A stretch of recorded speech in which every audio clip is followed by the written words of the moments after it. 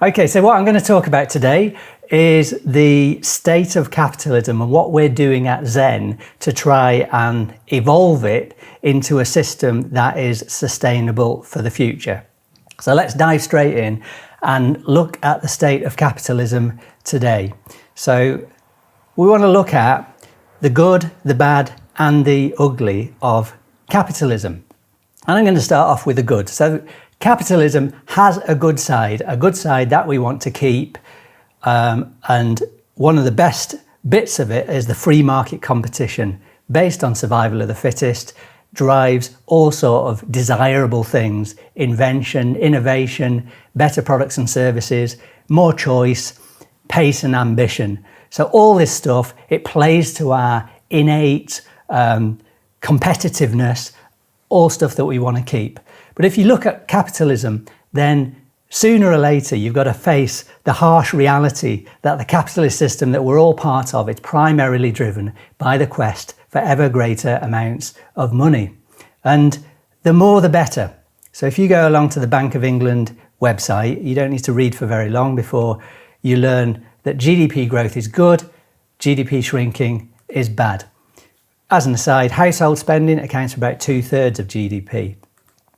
Here's Andy Haldane, who's the chief economist at the Bank of England, talking about why economic growth matters. And what he says is GDP growth is a key measure of the overall strength of the economy. Sustained rises in GDP have been shown over the course of history to improve our health, our wealth, and our happiness.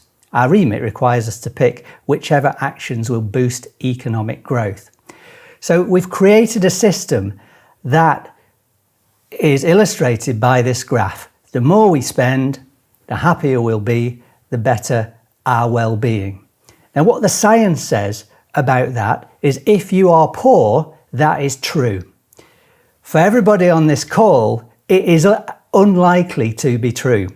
So here's some science. This is from Ed Diener, published 250 academic articles on the psychology of well-being. After a certain threshold, there seems to be no correlation between income and happiness.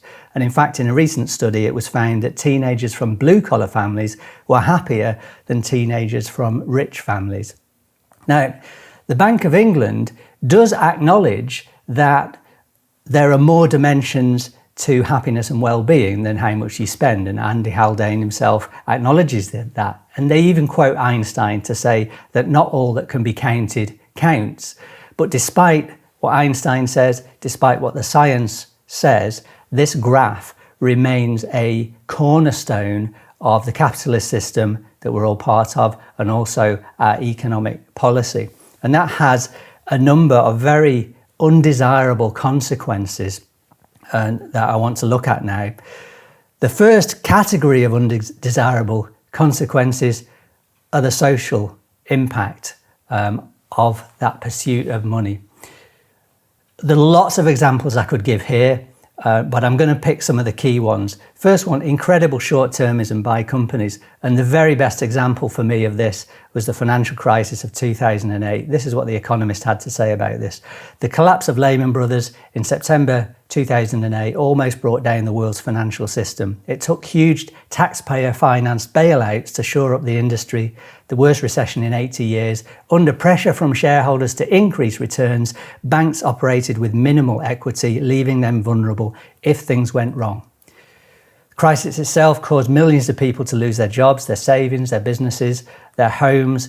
One study estimated that the crisis would add 64 million people to the population living under $2 a day.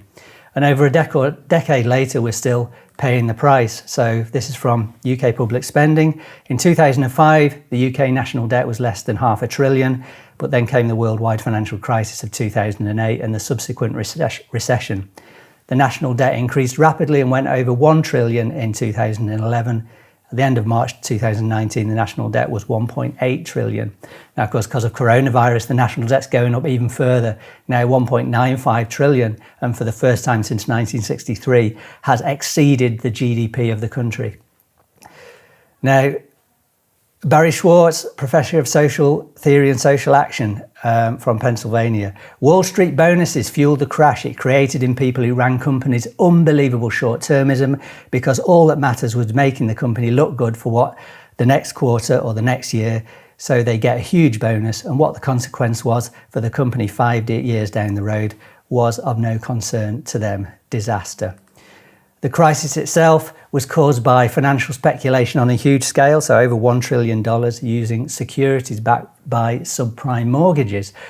Values and risk profiles were massively misrepresented, and the whole system was described by Michael Lewis, author of The Big Short, and also the film based on the book of the same name, as one big fraud. And the size of the fraud, the scale of the wrongdoing by the banks, is highlighted by the scale of the fines they've had to pay in relation to the crisis, so over $150 billion by August 2017. And that leads me on to the next big undesirable consequence of this pursuit of money, which is corporate crime. So you would have thought that the finance and banking industry would have learnt their lessons from the financial crisis. But if you go along to the Financial Conduct Authority website, you'll see that the fines continue to be dished out for breaking the rules. So this is just a selection from the list from last year. Prudential fined 24 million for mis-selling and the unfair treatment of customers. Standard Life fined 31 million for unfair treatment of customers. Bank of Scotland 46 million for failing to be open and cooperative. Standard Chartered 102 million for breaches of the money laundering regulations. Goldman Sachs 34 million for transaction reporting failures. So that's in the UK. If you go over and have a look in the US, over the last decade, there's been some very high profile cases. So BNP Paribas was fined $9 billion for deliberately disregarding the law and providing rogue nations, and Sudan in particular, with vital access to the global financial system, helping that country's lawless government to harbour and support terrorists and to persecute its own people. SAC Capital Advisors, 1.8 billion penalty for large-scale fraud and insider trading. Credit Suisse, 1.8 billion for conspiracy to help US taxpayers hide offshore accounts from Internal Revenue Service. And then a couple of weeks ago in Germany, 1.9 billion euros missing, and Ernst & Young said there are clear indications that this was an elaborate and sophisticated fraud involving multiple parties around the world in different institutions with a deliberate aim of deception. So that's the financial industry, but if you look in wider industries, there's a similar story. And before I come on to that though, look at this quote from Robert Monks from the award-winning documentary The Corporation. Again and again, we have the problem that whether you obey the law or not is a matter of whether it's cost effective. If the chance of getting caught and the penalty are less than the cost to comply, people think of it as being just a business decision. So let's have a look at some of those other industries. I mean, one that we'll all know about, Dieselgate. 2009, Volkswagen starts installing defeat devices. September 15, VW admits it used sophisticated software to trick regulators. December 2015, VW admits the scandal was the result of systematic failures and a culture that tolerated rule breaking and misconduct by employees. Over 10 million cars worldwide were produced up to 40 times the US limit of nitrogen oxide emissions, a smog-forming pollutant linked to lung cancer. And VW have suffered over 25 billion in damages as a result of that. Moving on, Tesco, 2017, fined 129 million by the UK Serious Fraud Office.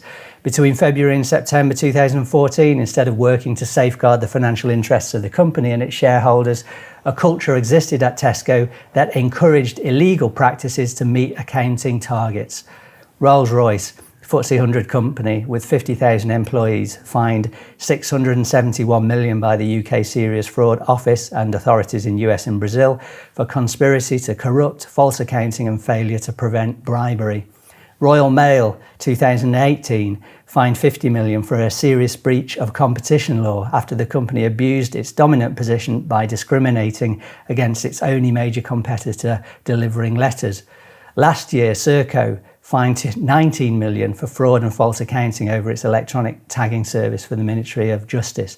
And that related to a settlement and compensation they paid in 2013 after overcharging the UK government for electronically tagging criminals following allegations that it was charging for monitoring people who were either dead, in jail, or had left the country. And this year, Airbus fined a record-breaking €991 million by the UK Serious Fraud Office as part of a £3.6 billion global settlement for using external consultants to bribe customers to buy its civil and military aircraft. So, a quick tour of some examples. One of the problems that we have and one of the challenges that we face with so many organisations putting the pursuit of money above all else is the challenge that crime pays. So consider this image. And actually, an iceberg typically has about 10% of its volume above the water. For this to be an accurate representation, I should push the iceberg down into the water a little bit further, because first of all, a large number of crimes and regulation breaches are never detected, and this illustrated by the fact that the ones that do come to light have often been going on for years. The majority of crimes and breaches that are detected are likely not reported, and one study estimates that non-reporting could be as high as 96%. The majority of crimes and breaches that are reported do not result in prosecutions. So there were 8,304 prosecutions in the UK for financial crime in 2016. And that doesn't sound too bad until you realise that the number of reported offences was over 640,000. So ratio there, just over 1%. Let's go back to the financial crisis, absolutely the crime of the century in terms of the tens of millions of people who were negatively impacted by that.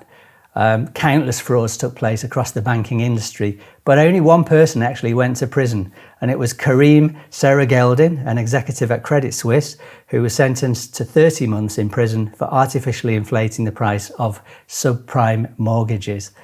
And the judge in that case said Serageldin's conduct was a small piece of an overall evil climate within the bank and within many other banks. And the final thing in terms of the social impact is that our capitalist system is a giant inequality machine. So everyone in this call is probably paid a reasonable amount of money. If you look within your organisations, there might be people paid a bit more than you, might be people paid a bit less than you, and that's all fine. Different jobs command different salaries, and that's right, that's fine. That's how things can work well. That's how businesses can work well. But if you step outside of your business and look at the world as a whole, those differentials get bigger and bigger and bigger to the point where they become an obscene level of inequality. So did you know, for example, that the richest 26 people today own the same amount of wealth as the poorest 3.8 billion people? Yes, you heard me right, that 26 people own the same amount of wealth of half of the rest of the human race. And you've got to ask yourself, is that right? I mean, to me, that's not right. And I think to many people looking at that level of inequality, they also think, that's not right. We want to shout about it. We want to do something about that.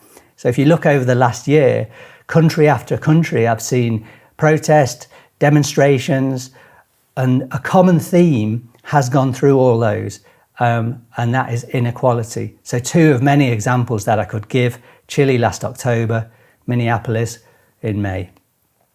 So those are the social impacts of this pursuit of money. Now let's look at the second category of undesirable consequences, the environmental impacts. So again, some examples. These are the key ones. We've got a climate crisis. So for about 1 million years, the amount of CO2 in the atmosphere has fluctuated up and down. And then since 1950, it's gone through the roof. And of course, we're all very aware of that now. We're building wind farms, solar farms, we're buying hybrid cars, we're recycling our plastic pots, we're taking out unwanted clothes to the charity shop, all things that are really worthwhile. The question is, what difference is it making? Is it starting to make a difference? The answer, no. The amount of CO2 in the atmosphere is continuing its linear trend upwards. The temperature of the planet is accelerating. This is an image from NASA from 1970. This is from last year. In terms of the impact, it's pretty well documented. Loss of sea ice, accelerated sea level rise, longer, more intense heat waves, more and stronger hurricanes. In the UK, a decrease in cold spells and an increase in warm spells is clearly linked to climate change, and this trend is expected to continue. Heavy rainfall is also more likely. The Arctic Ocean is expected to become ice-free in summer before mid-century, and the frequency and severity of wildfires is likely to increase. Though developed countries produce most greenhouse gas emissions, developing countries are predicted to see most of the severe effects. With fewer resources to adapt to these changes, the impact on people in developing countries is expected to be higher. Let's move on. The sixth mass extinction in the Earth's history. So this is what National Geographic has to say about mass extinctions. This is from last year. In the last 500 million years, life has had to recover from 5 catastrophic blows. Though the most recent extinction is famous for being caused mainly by a huge asteroid, it's the exception. The single biggest driver of mass extinctions appears to be major changes in the Earth's carbon cycle. So this is from Elizabeth Colbert, 2014. After researching the current mainstream view of relevant peer-reviewed science, Colbert estimates flora and fauna loss by the end of the 21st century to be between 20 and 50% of all living species on Earth. This is from the United Nations from last year. Human actions threaten more species with global extinction now than ever before. Up to 1 million of the planet's estimated 8 million species now face extinction. James Gustav Speth wrote a book called The Bridge at the End of the World, Capitalism, the Environment and Crossing from Crisis to Sustainability. Inside the leaf of the book, it says, if we continue to do exactly what we are doing, with no growth in the human population or the world economy, the world in the latter part of this century will be unfit to live in. Something is badly wrong, and a deeper critique is needed. Speth contends that this critique leads to a severe indictment of today's economic and political system, capitalism as it now actually operates. Our vital task is to change the operating instructions for the modern economy before it's too late. And finally, on the environmental impact, this from David Attenborough. The future of life on Earth depends on our ability to take action. Many individuals are doing what they can, but real success can only come if there is a change in our societies, our economics and our politics. I've been lucky in my lifetime to see some of the greatest spectacles that the natural world has to offer. Surely we have a responsibility to leave for future generations a planet that is healthy and habitable for all species.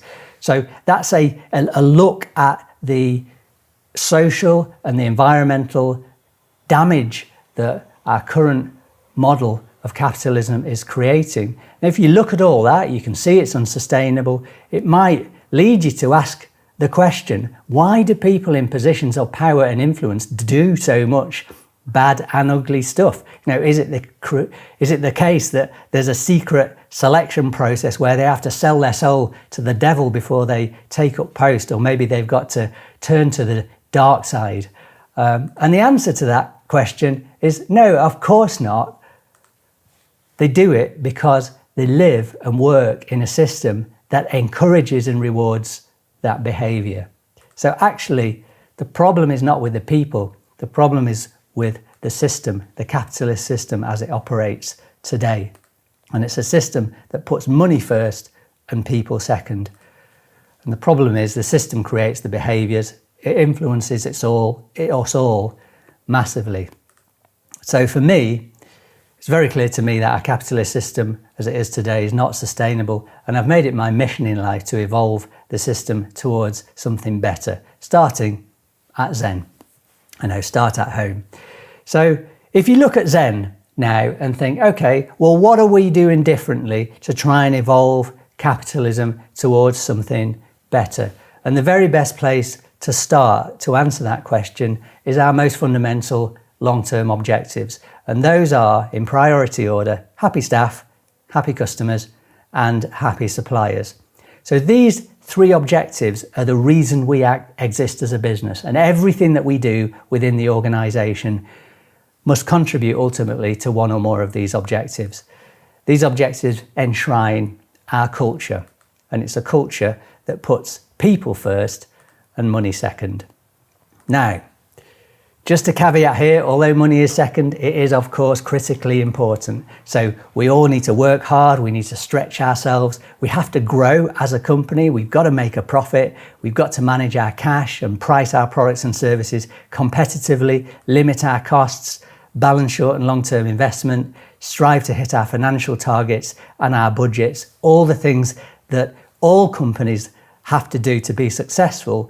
But the difference is these are all subservient to the happiness of our staff, customers and suppliers. And that all creates a culture that has over the years been really the secret behind our reputation for service quality. So consistently we come top of the league table in Which for consumer broadband, and the readers of PC Pro have voted us the UK's best broadband ISP every year since 2004. Service improvement programs, in my view, in an organisation that is primarily financially driven, cannot compete with an organisation that genuinely and truly puts people first right throughout the organisation. Now, this culture also nurtures a great deal of loyalty.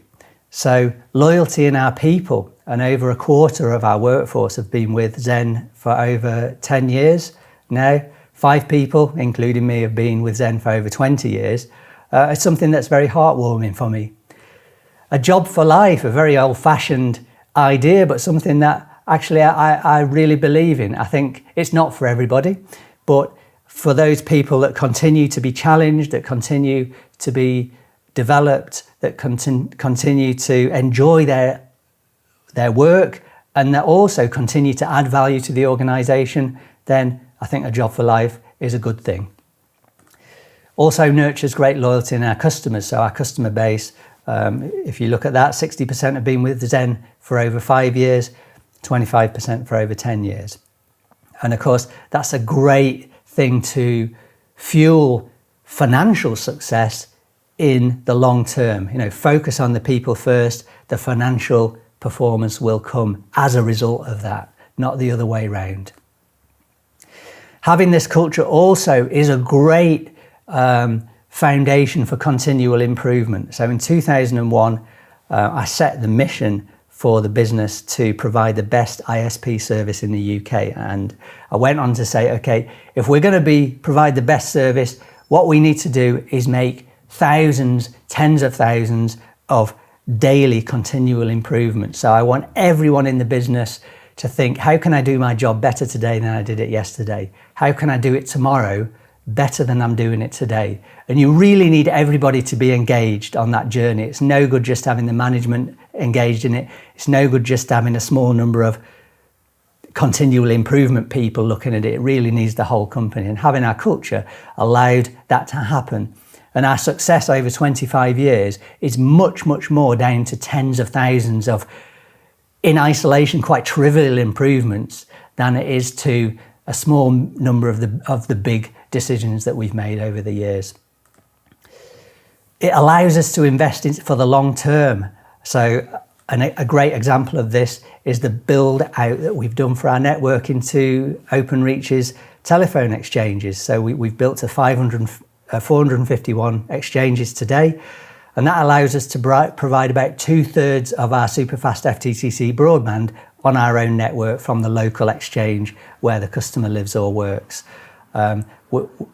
Just as an aside, we had this in our reception, as it was our popometer. So every time we switched on a new exchange, we put a new green ping pong ball in the tube, and that was good for motivation and awareness.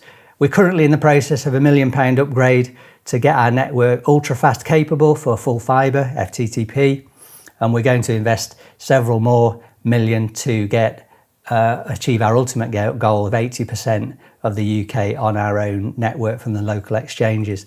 So these are very long-term investments, and they're investments that dent our profitability for many years. So if we had external shareholders pressuring us for a shorter term return, we couldn't have made these investments. And yet these investments have been absolutely critical to allow us to compete with the big players in the various markets that we operate in. Sales commission. So in 2012, we got rid of sales commission. Why did we do that? Because our second most fundamental long-term objective is happy customers. And that means always do what's right for the customer. But we were financially incentivizing our sales team to maximize their own individual sales. And for a long time, I just thought, this grates with me a bit, but you know what? I've just got to accept it and move on because that's the way the world is. Salespeople earn commission. It's just a rule of the world. And then I found out that that wasn't a rule of the world, and that other businesses were doing things in a different way, and that some of the science says, actually, this isn't what motivates people necessarily. And let's look at the science. So this, in fact, before we go on that, this thing that grates with me, maximizing sales is not the same as doing what's right for the customer. Now, it can be the same, but often it's not the same. Now, let's look at the science. So this is from Dan Pink, who did a lot of study and wrote a book called The Surprising Truth about what motivates us.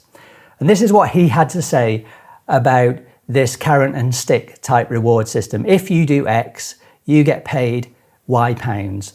So Dan Pink says, the science tells us that it's an extraordinarily effective way of motivating people for those routine tasks. Simple, straightforward, where there's a right answer. It turns out to be a terrible way of motivating people to do creative, conceptual tasks. So we put it in place. This is 8 years ago now. Let's have a look at some of the benefits. Number one benefit maybe is we actually made more sales. And why was that? Well, first of all, the science is true.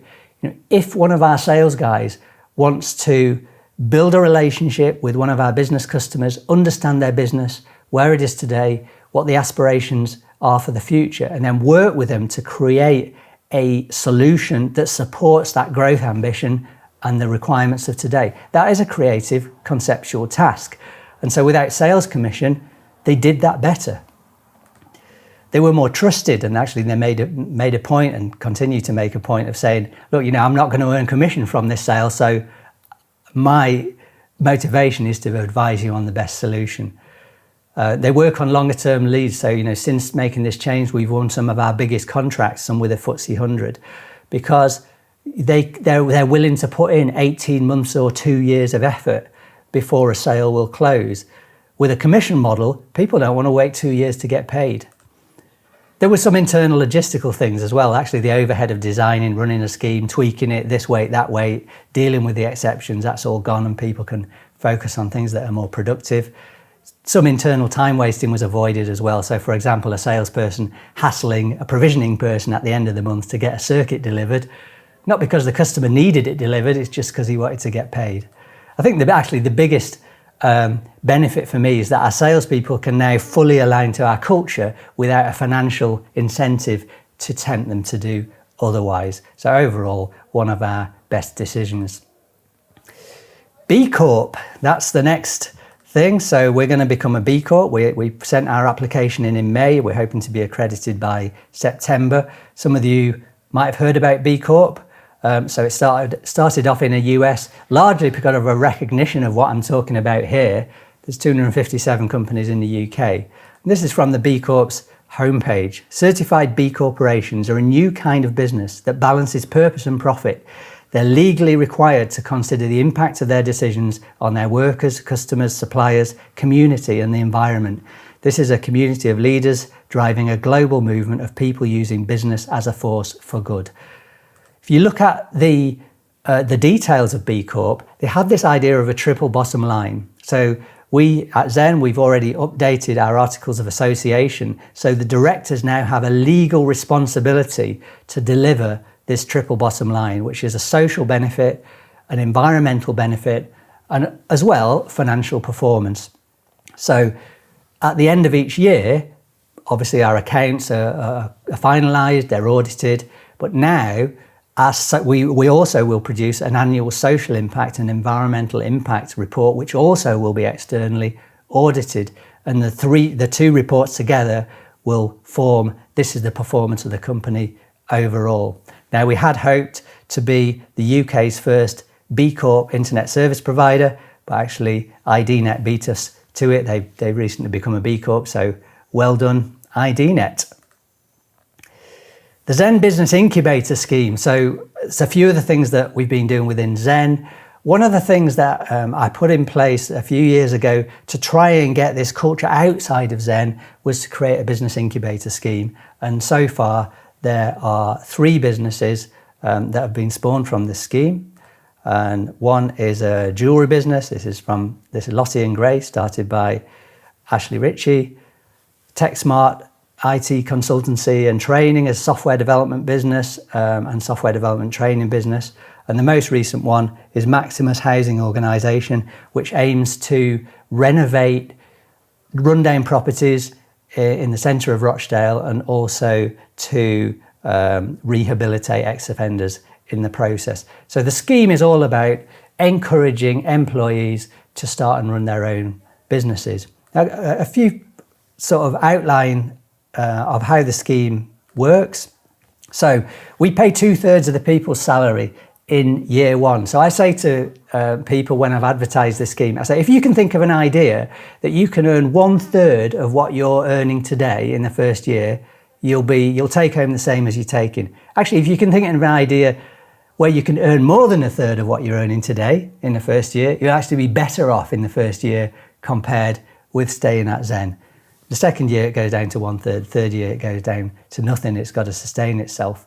There's a full package of business support we give for 3 years. So business advice, mentoring, a whole load of support in IT, accountancy, HR, legal, marketing, free office space, internet services.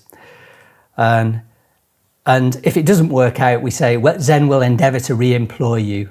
Obviously, it's dependent on us having a suitable vacancy. So I personally take a 75% stake in these businesses, and that stake will transfer, hopefully at some point towards the back end of this year, into the Zen Foundation, which I'll talk about next. There's a commitment never to sell, and this is where we totally go in the opposite direction to private equity. So private equity, the idea is invest in a business, let it grow, exit, and there's the return. Actually, with this scheme, there's a promise never to sell. Lock the shares away forever. So there's never any financial benefit, but we can keep the culture. And then if the business is successful, 5% of pre-tax profits go back to the Zen Foundation from year 5 onwards. So let's talk a bit. I just want to talk a bit about the Zen Foundation. So this is something that it will be a charity with the aim of evolving capitalism to a new sustainable model. And the Zen Foundation will hold all the shares from the business incubator businesses and just lock them away forever. That's the plan. The other big benefit of this is it will allow me to raise funds for more startups. So I've got an aspiration to do many more startups through this scheme to go external to Zen as well. At the moment, Zen is funding all these startups. And of course, Zen is going to be limited in the number of startups it can fund. So I would like to attract external money from people that share my beliefs so I can fund more of these startups. So if anyone listening today has a motivation to put some of your own money in this, do get in touch. Currently, I'm drafting the application for the Charities Commission.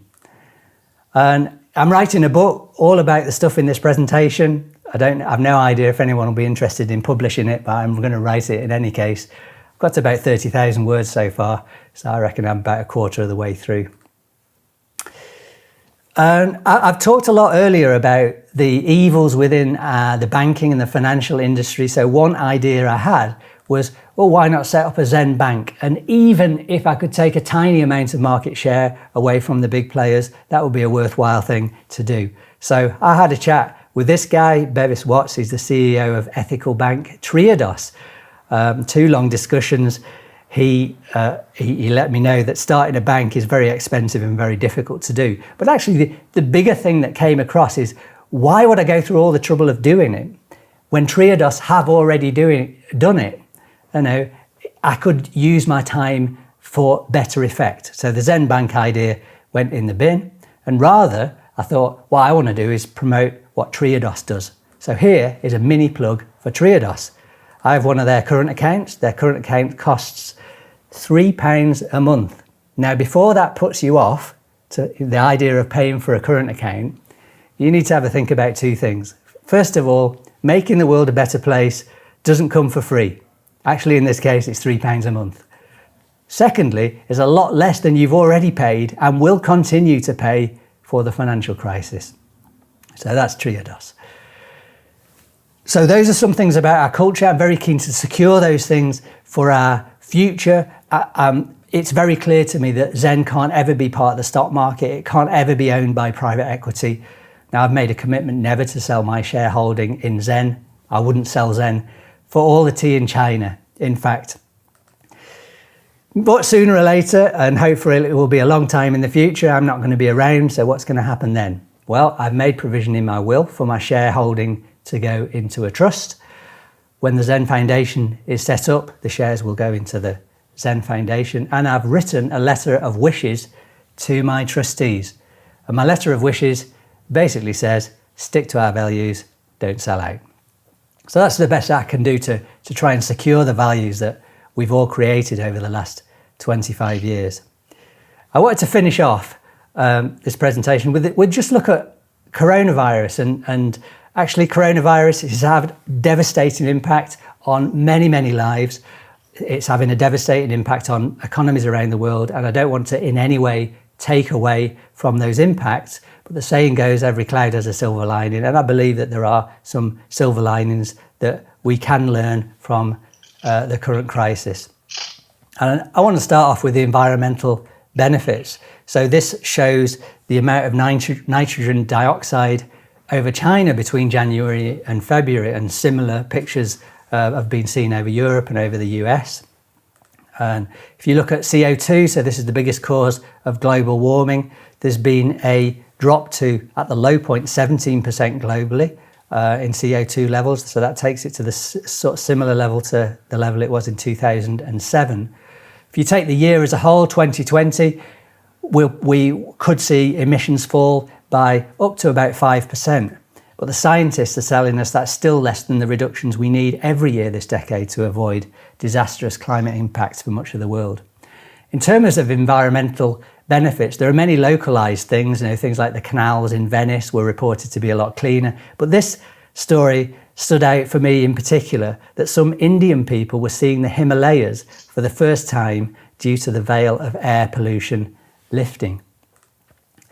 So in terms of fossil fuel pollution, I suppose an ask for everyone on this call is consider making your next car all electric. This is my Jaguar I-Pace, which I've had for just over a year. And what I'd say, it's got plenty of range, it's quiet, it's smooth, it's fast, altogether lovely. So brilliant. Little plug there. We're buying less stuff, so reducing our consumption of the Earth's limited resources. And I just want to have a quick focus on plastic toys. And if you're a parent, you'll know the story. Your kid goes to lots of birthday parties, and then there's Christmas, and there's a duty to buy presents for your kids' friends, of which there are many. And many times these are cheap plastic toys. Not like in the old days where toys were made to last years and even handed down from generation to generation. No, much more disposable. Plastic toys account for 90% of the toy market. They're pretty much impossible to recycle. And this is what Steve Rowe, CEO of sustainable toy company Big Future Toys, said about the situation with plastic toys. They're cheap, they break easily. Most of the time they end up in the trash. It was totally incongruent for us to buy these toys for our kids for their edification and enjoyment. We're actually harming their environment that they're going to live in for the rest of their lives. We've got to ask the question, are children actually any happier as a result of this additional consumption and waste? Home working, of course, big topic for coronavirus, and here are 9 of our guys are working at home. We've made a big discovery, which is we can run Zen 100% effectively with just about all our people working from home. If you would have asked me 3 months ago, what do you think of home working? I would have said, it's a good thing. more flexibility, better work-life balance. I could never have imagined more than a small minority working from home at any one time. And I was still trapped in a limiting assumption, which is for the business to work, we need the majority of people in the office collaborating. Actually, collaboration since the lockdown has actually, ironically, improved. So a good thing. They don't need to be next to each other. Our HR director said, we can now recruit from anywhere in the world. Now, before we thought commute distance to Rochdale, commute distance to our office in Leeds, and that's gone. Of course, there are environmental benefits, less commuting. The people that do commute, there's going to be less congestion. Actually, we need less office space. You know, we've got a big office in Rochdale. We don't need all that space. We did a survey of people, probably about 3 or 4 weeks into the lockdown. I'll prefer it when I'm back into the office, 8%. I'd like to stay working from home at least some of the time, 82%. Chilled either way, 10%. So you can see a definite sort of trend there. And we've had a raft of reports from our people of improved work-life balance and improved well-being. You know, less rushing about. Actually, we live in a very busy world and there's less rushing about, appreciating the simple things in life, cooking a nice meal, going for a walk, less choice. And you think, hang on a minute, less choice is bad, isn't it? Well, not necessarily. I've already quoted Barry Schwartz. He wrote a book called The Paradox of Choice, Why More is Less. By synthesizing current research in the social sciences, Schwartz makes the counterintuitive case that eliminated choices can greatly reduce the stress, anxiety and busyness of our lives. It doesn't suit everyone, but actually it suits a surprising number of our people. And the last coronavirus silver lining is a greater sense of community.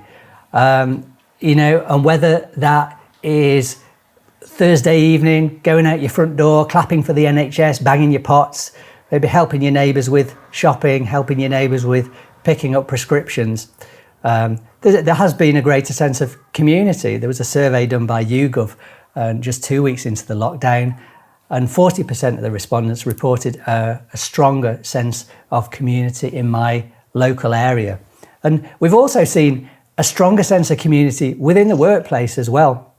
And I think, you know, one reason for that is that we're all fighting a common, invisible external enemy. But I think another reason for it is that in the workplace, through Zoom, through Teams, we're letting each other into our homes and into our personal lives to an extent. So, those are some silver linings. Let's finish off. So I want to try and pull all that together into a conclusion.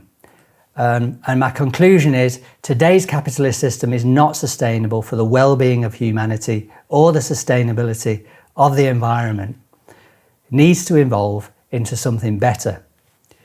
I've got a feeling that our world leaders will not be the catalyst for that evolution.